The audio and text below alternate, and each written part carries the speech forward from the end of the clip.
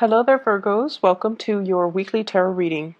I have two messages that came out when I was shuffling the cards. I'm going to relay these messages first, and then we'll go into your reading. The first message here, and it's funny because this is something I've mentioned before, I feel like a few years ago. You guys are like the Aquarius of the earth signs. You have a really big heart. And I feel like, in a way, kind of similar to the Aquarius, you have this ability to detach, loving somebody from a distance, loving somebody from afar. Not so much admiring somebody from afar, but more like you care. You care about social issues. You care about people. You want everyone to be happy and to be, taken care of and to act in their enlightened, in a in kind of like to behave and to act in their best interest. Okay, you want people to make good decisions. And I feel like your loving detachment, it's almost like showing up as the high priestess, where she is very caring, but she doesn't impose her wills, her beliefs on other people.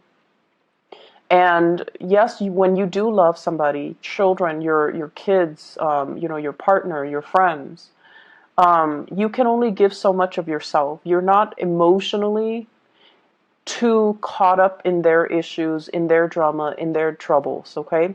And in a way, it's a very admirable trait because people, issues, and things that people do don't really detract you from your emotions. So it's like you're not emotionally destabilized as a result of of the things that other people do. Yes, you do get frustrated, but it doesn't show on your appearance. So you know how to, deal with people with a poker face. And then I also feel like, you have the same sense of Aquarius detachment, where if somebody, even if you love them, if they repeatedly make the wrong mistakes or make, the bad choices in their lives, or if they behave in a way that you don't approve of, you don't confront them. You just kind of cut them off. You just start detaching, start moving away, and eventually you stop caring about them. Okay, so it's almost like that switch that you can easily turn on or off depending on how the other person treats you. And so, in a way, I feel like, you guys are like the Aquarius of the earth signs. Aquarius and Virgo, the energy is very good for compatibility, this loving detachment. And Aquarius and Virgos, when they get in relationships, conversations flow really, really smoothly. You guys have the same, almost like identical values. But in a couple relationship, the romance, the passion, the chemistry might not be long-term sustaining. It might not be felt, mainly because you both are very detached. And the reason that I bring that up is it serves as a lesson learned from the Aquarius playbook. Okay, Aquarius have been dealing with a lot of disappointments in their relationships, mainly of their inability to truly connect to another person. And then I feel like along the same lines, you and Aquarius, you might be a little bit severe with the way in which you behave with other people, where the emotions is like a switch. You can easily and readily turn it on or off depending on the way the person treats you. And so I feel like it serves you well. It makes life less complicated for you.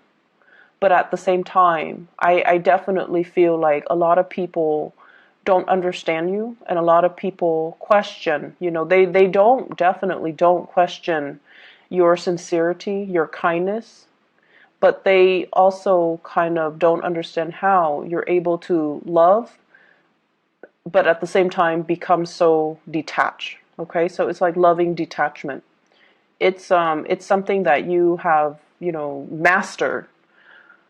And so it can be a double-edged sword, but I feel like, it's a strategy that you have developed as self-preservation so that other people's problems don't become your problems, so that other people's bad decision-making skills don't aggravate you or frustrate you.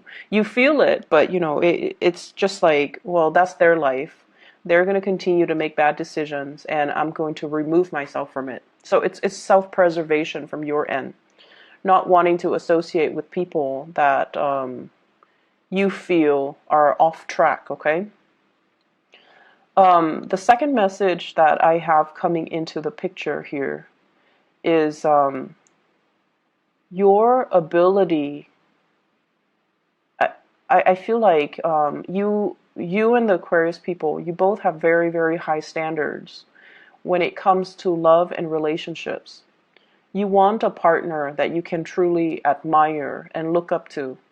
You want a partner that is, of course we all want perfection, but I feel even more so with you and the Aquarius people. You want a high-minded type of a relationship partner.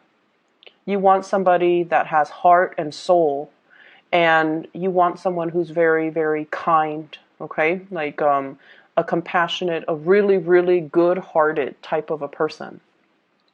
There are lots of nice people, but finding someone who's truly thoughtful, understanding, loving, kind, genuinely kind, giving with no strings attached, I feel like, that's what you're after. And unbeknownst to them, that's what the Aquarius people are after too. But anyways, this is your reading. So let's go into your reading. The partner that you're dealing with, or the love interest that you're dealing with, you have somebody in your midst who is very genuinely just, they're very, very kind, okay? And kindness comes with pitfalls. You are very kind, but you know how to detach. The person that you're dealing with, they're very, very kind, and they let things get to them because they're a bleeding heart. They care about, abandoned puppies. They cared about abandoned children. They care about that anonymous homeless man, sleeping on the ground down the street. They care about everybody on a very deep, intrinsic human level. They want everybody to do well. And in a way, they might even give a lot of themselves to charity. They might do a lot of community service. They're just a bleeding heart. They can read like a really sad story on the news and they can sob uncontrollably. And then they can, dwell on it and tell you, life is so unfair. Why are these bad things happening to just good people? So like they're just a bleeding heart, and they don't really, in a way, not that they're naive or idealistic, but they believe that, things should be better, that we don't have to treat each other like this. And so just imagine if you're dating somebody like that, or if you're interested in somebody like that, who dwells on all the negative things, It can be very, very emotionally taxing, right? But you have somebody in your midst who is a really good, kind soul. The person that you're dealing with here, we have the Queen of Cups. This is a water sign: Pisces, Cancer, Scorpio. And if this is not a water sign that you're dealing with, this is somebody that cares about people on a very deep level, where they get suckered in by a sob story, or they kind of repeatedly help others. They come to the rescue of other people. They try to help other people. But in the process, they might be enabling that bad behavior. Okay? And so I feel almost like you like everything about them. They're a really good, kind person. But you do have certain critiques about the way they behave, and you feel like they need to learn to lovingly detach themselves so that other people's problems don't become their problem. And the person that you're dealing with as well, the way that you feel about them, we have the Temperance card. And the Temperance card is like a mixture of exasperation but love, okay? So I feel like you care about this person. You want them to go places. You want them to succeed in life. You want them to be well. But there's something about them where they get emotionally destabilized very, very quickly. They give so much of themselves to other people. They give so much of their energy, and their life might be somewhat at a standstill because they don't know how to contain their energy to get things moving in their own lives. Okay?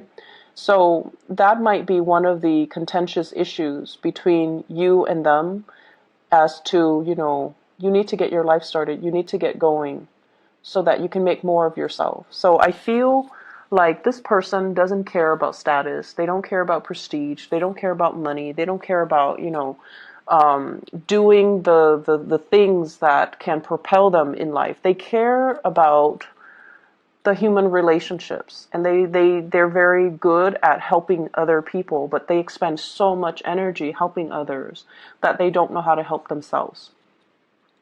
You do admire them, and you like them because they have a really big heart, and you can forgive a lot. As long as somebody genuinely has a good heart, you will always forgive them. You will give them the benefit of the doubt. But over time, it can become a little bit exasperating, okay? You might feel like they're idealistic as well, or naive, okay? The way that they see you, we have here the Prince of Wands. This is the Knight of Wands. They see you as somebody who is leading the charge, okay? You're quite independent, self-made. You take care of yourself. Business first. You take care of business. You can overcome great deals in your emotional life. Like, it's like your emotional life. We all have emotional hangups. We all have bad days. We all have like things that trigger us. But you don't let it get to you. You're able to see the forest for the trees. You're able to get yourself on this hill through sheer hard work and determination. And you don't sit there and say like, oh, I've been dealt like the shorthand of the stick, and so my life is stagnant. No, you don't do that. You're a fighter. You're a survivor. And you don't wallow in self-pity and say like, life has been hard to me. But either way, life might have been hard to you, but you've succeeded against all odds. So they see you as someone who is quite intimidating, but they also admire the drive and the ambition and your ability to lovingly detach yourself from elements and people that are very toxic to you. And there's this energy here. You're so independent that you don't care what people say. You don't care what people think. You know your true calling. You know what you need to do, and you don't let other people's opinions of you affect you. They are not like that. Other people's approval, other people's opinions matter a lot to them. Family obligations, social expectations, even family expectations, all of these things weigh down, are weighted when they make decisions about their own lives. So it's almost like they're living their lives based on other people's expectations. And they're not really as independent to make their own decisions. That's what they think. But of course, you see the forest for the trees, and you feel like this person is too dependent on other people. But once again, you forgive them because they do have a really good heart. You have a partner here, or a love interest, that has a really, really good soul. Okay, their soul resonates with yours.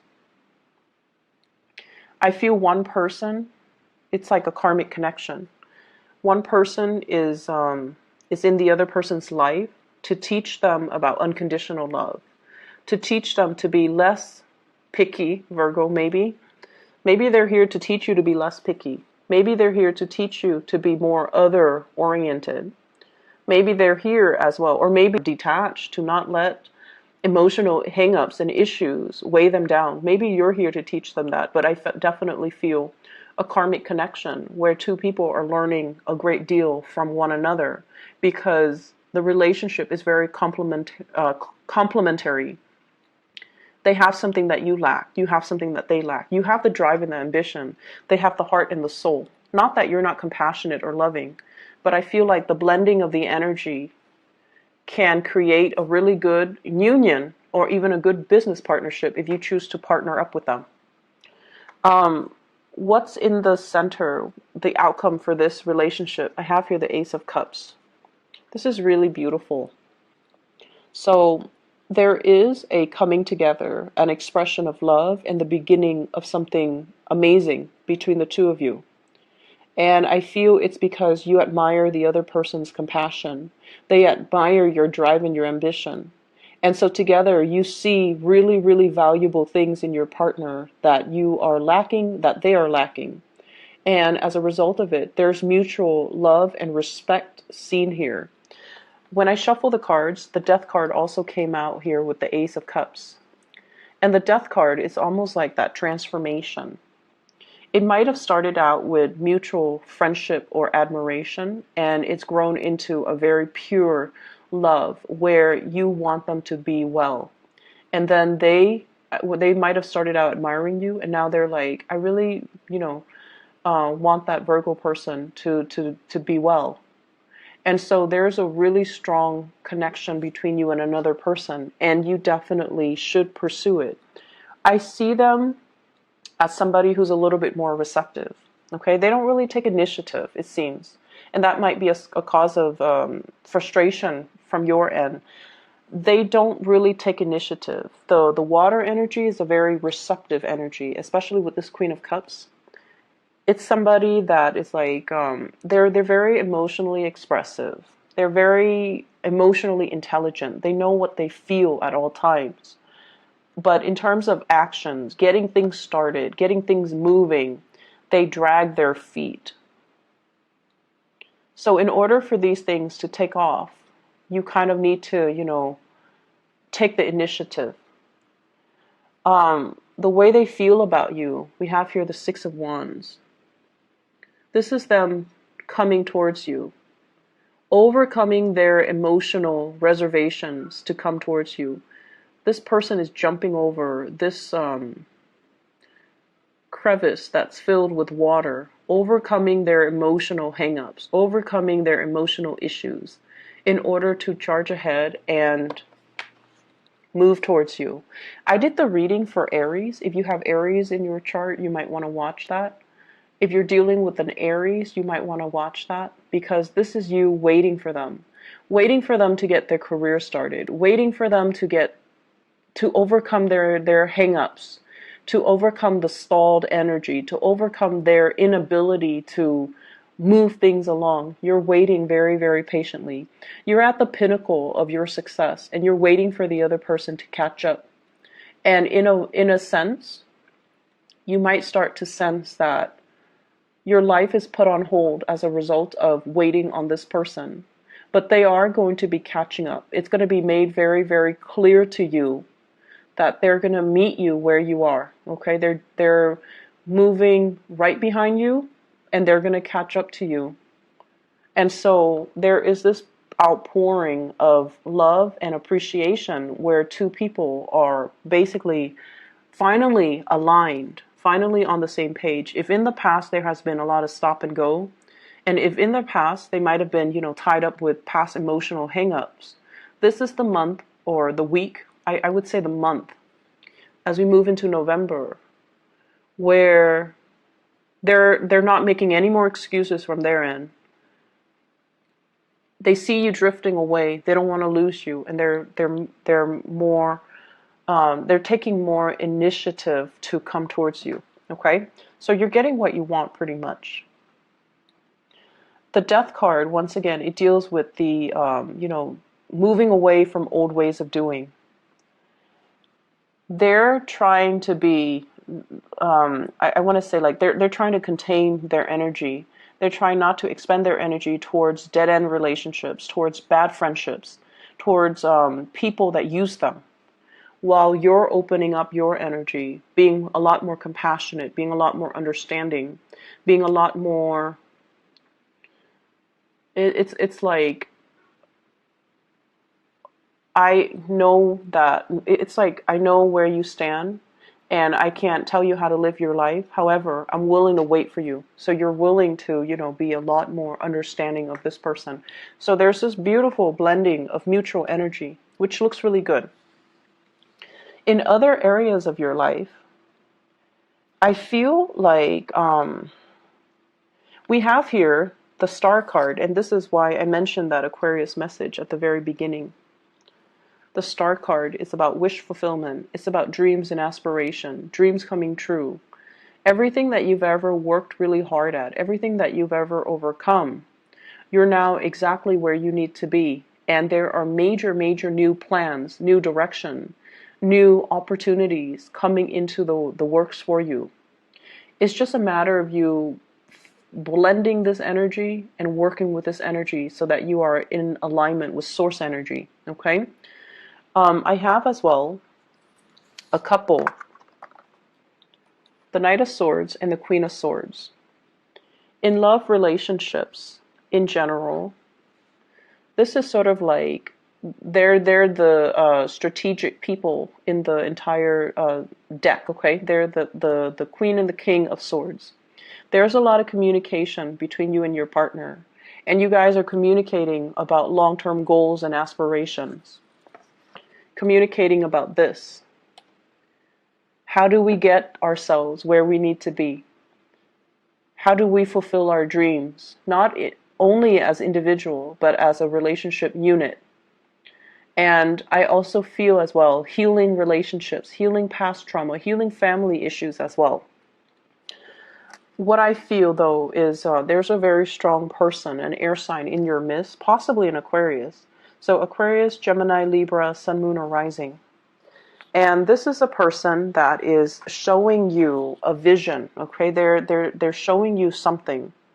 And I feel for some of you, this can serve as like a coworker, a boss, somebody that is telling you about, here's what you should do. If you're interested in getting into, this industry, here are the paths that you should take.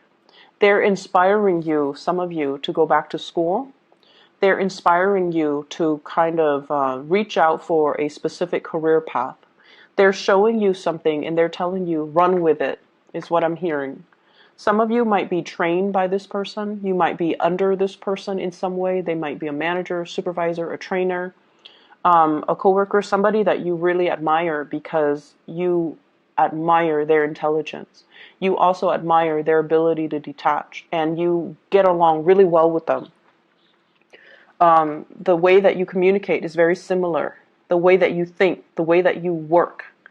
And, Virgos, you guys have a reputation for being workaholics. This person might also be a workaholic.